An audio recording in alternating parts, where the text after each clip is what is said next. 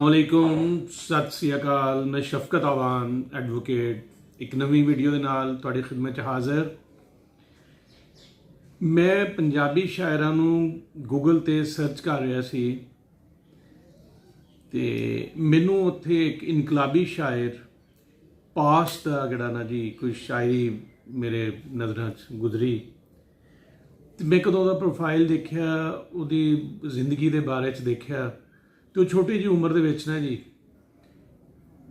ਉਹਨੇ ਕਿੰਨੇ ਦੁੱਖ ਦੇਖੇ, ਖੁਸ਼ੀਆਂ ਵੀ ਦੇਖੀਆਂ ਤੇ ਉਹਦਾ ਕਤਲ ਕਰ ਦਿੱਤਾ ਗਿਆ। ਪਾਸ਼ ਕਿਹੜਾ ਸੀ, ਇਹ ਚੜ੍ਹਦੇ ਪੰਜਾਬ ਦੀ ਤਹਿਸੀਲ ਜਲੰਧਰ ਦੀ ਸੀ ਨਕੋਦਰ।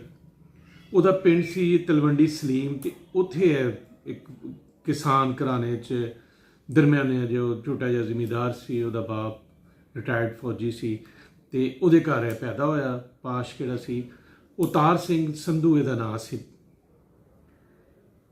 ਇਹ ਕਿਹੜਾ ਨਾ ਜੀ ਇਹ ਇਨਕਲਾਬੀ ਸੀ ਤੇ ਉਹ ਨਿਕਸਲ ਕਿਹੜੀ ਮੂਵਮੈਂਟ ਸੀ ਤੇ ਮਾਓ ਨਵਾਜ਼ ਕਿਹੜੇ ਲੋਕ ਸਨ ਉਹਨਾਂ ਦੇ ਨਾਲ ਇਹਦਾ ਤਾਲੁਕ ਬਣ ਗਿਆ। 1970 ਦੇ ਵਿੱਚ ਇਹਦੀ 18 ਸਾਲ ਸਾਰੀ ਉਮਰ ਸੀ ਜਦੋਂ ਇਹਨੇ ਕਿਹੜਾ ਨਾ ਜੀ ਇੱਕ ਕਿਤਾਬ ਲਿਖੀ ਔਰ ਉਹ ਕਿਤਾਬ ਕਿਹੜੀ ਇਹਦੀ ਬੜੀ ਮਸ਼ਹੂਰ ਹੋਈ। ਇਨਕਲਾਬੀ ਸ਼ਾਇਰੀ ਕਰਦਾ ਸੀ ਇਹ ਤੇ ਇਹ ਕਿਹੜਾ ਨਾ ਜੀ ਕਿਹੜੇ ਲੋਕ ਸੀ ਦਲਿਤ ਕਹਿ ਲਓ, ਆਤਰਮੀ, ਉਹ ਪਿੱਛੇ ਹੋਏ ਲੋਕ, ਉਹਨਾਂ ਦੀ ਇਹ ਆਵਾਜ਼ ਸੀ। ਉਹਨਾਂ ਲਈ ਇਹਨੇ ਨਜ਼ਮਾਂ ਲਿਖੀਆਂ, ਸ਼ਾਇਰੀ ਕੀਤੀ। 1970 'ਚ 18 ਸਾਲ ਸਾਰੀ ਉਮਰ ਸੀ ਤੇ ਇਹਦੇ ਤੇ ਨਾ ਜੀ ਇੱਕ ਭੱਠੇ ਦਾ ਮਾਲਕ ਕਿਹੜਾ ਸੀ ਉਹਦਾ ਕਤਲ ਇਹਦੇ ਤੇ ਪੈ ਗਿਆ।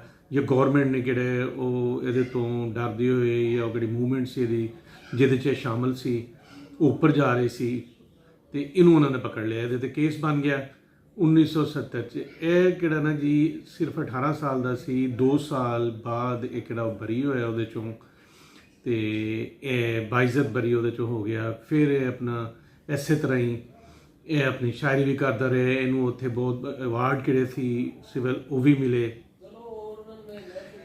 ਕਿਹੜੀ ਗੱਲ ਮੈਂ ਕਰਨਾ ਚਾਹੁੰਦਾ ਉਹ ਅਸਲ 'ਚ ਇਹ ਵੇ ਕਿ ਇੰਡੀਅਨ ਪੰਜਾਬ 'ਚ ਕਿਹੜੀਆਂ ਮੁਖਤਲਿਫ ਮੂਵਮੈਂਟਸ ਚੱਲੀਆਂ, ਕਿਵੇਂ ਨਿਕਸਲ ਦੇ, ਮਾਓ ਨਵਾਜ਼, ਕੈਮੂਨਿਜ਼ਮ ਦੇ ਉਹਦੇ ਕਿਹੜੇ ਮੰਨਣ ਵਾਲੇ ਸੀ ਜਾਂ ਕੈਮੂਨਿਸਟ ਉਹਨਾਂ ਨੂੰ ਉਹਦੇ ਪ੍ਰਚਾਰ ਕਰਨ ਵਾਲੇ, ਇਹ ਮੁਖਤਲਿਫ ਚੱਲਦੀਆਂ ਰਹੀਆਂ। ਹੁਣ ਇਹਦੇ ਕਿਹੜਾ ਮਰਡਰ ਦਾ, ਇਹਦੇ ਕਤਲ ਦਾ ਕਿਹੜਾ ਪੜ੍ਹਨ ਨੂੰ ਮਿਲਦਾ ਹੈਗਾ ਉਹ ਹੈਗਾ ਜੀ ਕਿ 1984 ਤੋਂ ਕਦੋਂ ਗੋਲਡਨ ਟੈਂਪਲ ਤੇ ਉਹ ਸਾਰਾ ਹੋਇਆ ਤੇ ਉਸ ਤੋਂ ਬਾਅਦ ਇਹ ਉਹਨਾਂ ਦੇ ਕਿਹੜੇ ਸੀ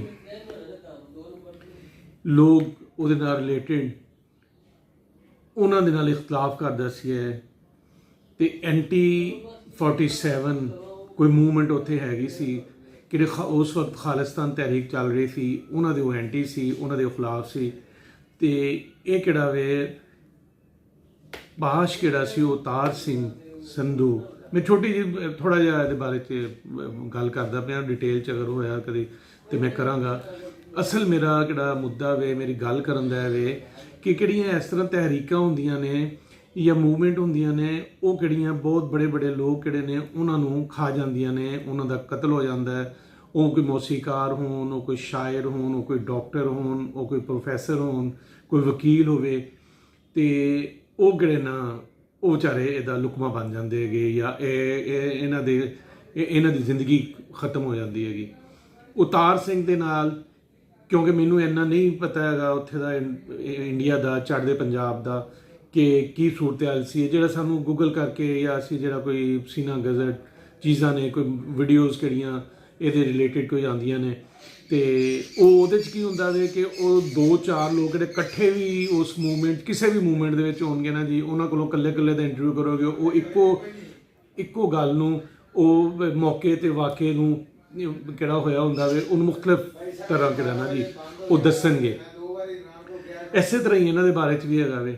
ਬਹਰਹਾਲ ਇਹ ਕਿਹੜਾ ਨਾ ਜੀ 1988 'ਚ ਅਵਤਾਰ ਸਿੰਘ ਪਾਸ਼ ਕਿਹੜਾ ਸੀਗਾ ਇਹਦਾ ਕਤਲ ਹੋ ਗਿਆ ਔਰ ਉਹ ਕਤਲ ਕਿਹੜਾ ਵੇ ਖਾਲਿਸਤਾਨ ਮੂਵਮੈਂਟ ਦੇ ਲੋਕਾਂ ਤੇ ਪਿਆ ਕੇ ਜੀ ਉਹਨਾਂ ਨੇ ਕਿਹੜਾ ਨਾ ਜੀ ਇਹਨੂੰ ਕਤਲ ਕੀਤਾ ਸੀ ਪਾਸ਼ ਨੂੰ।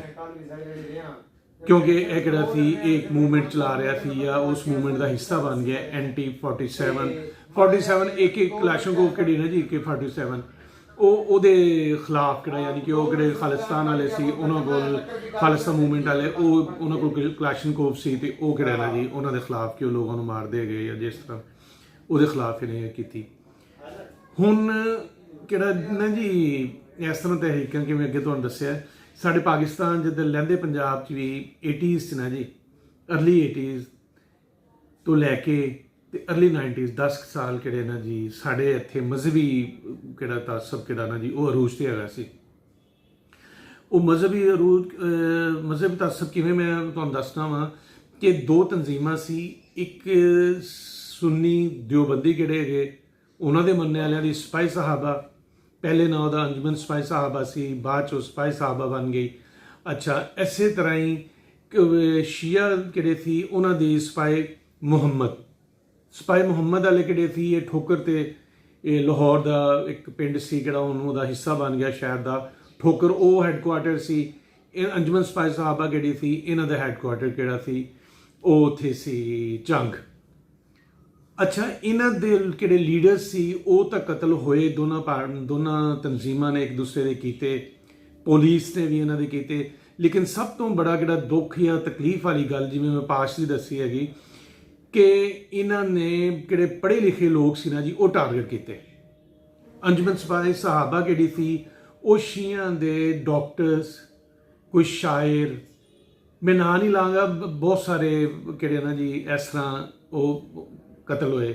ਇਸੇ ਤਰ੍ਹਾਂ ਹੀ ਸਿਪਾਹੀ ਮੁਹੰਮਦ ਕਿਹੜੀ ਸੀ ਉਹਨੇ ਵੀ ਇਹਨਾਂ ਦੇ ਨਾਲ ਕਿਹੜੇ ਲਿੰਕ ਸੀ ਜਿਨ੍ਹਾਂ ਦੇ, ਜਾਂ ਉਹ ਵਿਚਾਰਿਆਂ ਦਾ ਲਿੰਕ ਵੀ ਨਹੀਂ ਹੈਗਾ ਸੀ, ਉਹ ਸਿਰਫ ਇਹ ਸੀ ਕਿ ਜੋ ਸੁੰਨੀ ਸੀ ਪਤਾ ਚੱਲਿਆ ਜੀ ਕਿ ਦਿਓਬੰਦੀ ਹੈਗਾ, ਉਹ ਕੋਈ ਡਾਕਟਰ ਹੈਗਾ, ਕੋਈ ਇੰਜੀਨੀਅਰ ਹੈਗਾ, ਕੋਈ ਹੋਰ ਅੱਛੇ ਅਹੁਦੇ ਤੇ ਹੈਗਾ, ਕੋਈ ਸ਼ਾਇਰ, ਉਹ ਇਹਨਾਂ ਨੇ ਕਤਲ ਕਰਤੇ। ਔਰ ਇਹ ਕਿਹੜੀ ਲੜਾਈ ਹੈਗੀ ਇਹਨੇ ਬਹੁਤ ਸਾਰੇ ਜ਼ਹੀਨ ਲੋਕ ਕਿਹੜੇ ਸੀ ਉਹ ਖਾ ਗਈ। ਫਿਰ ਕਿਹੜੀ ਹੁਕੂਮਤ ਵਕਤ ਸੀ ਉਹ ਉੱਠੀ ਔਰ ਉਹਨੇ ਇਹਨਾਂ ਦੇ ਖਿਲਾਫ ਕਿਹੜਾ ਫਿਰ ਆਪਰੇਸ਼ਨ ਕੀਤਾ ਤੇ ਹੁਣ ਆ ਕੇ ਕਿਹੜੀ 2-4 ਸਾਲ ਤੋਂ ਕਿਹੜਾ ਨਾ ਜੀ ਹੈ ਤੇ ਸਹੀ ਹੈ ਤਨਜ਼ੀਮਾਂ ਜੇ ਇੰਟੈਕਟ ਨੇ ਹੈ ਇਹਨਾਂ ਦਾ ਵਜੂਦ, ਲੇਕਿਨ ਉਹ ਹੁਣ ਉਹ ਗੱਲ ਨਹੀਂ ਹੈਗੀ ਜਿਹੜੀ ਪਹਿਲੇ ਸੀ। ਲੋਕ ਕਿਹੜੇ ਸੀ ਉਹ ਪਤਾ ਨਹੀਂ, ਕੋਸ਼ਿਸ਼ ਹੁੰਦੀ ਸੀ ਕਿ ਸਾਡਾ ਪਤਾ ਨਾ ਚੱਲੇ ਜੀ ਸਾਡਾ ਕਿਹੜੇ ਉਹਦੇ ਨਾਲ ਤਾਲੁਕ ਹੈ, ਸੈਕਟ ਨਾਲ ਕਹਿ ਲਓ ਜਾਂ ਫਿਰਕੇ ਨਾਲ।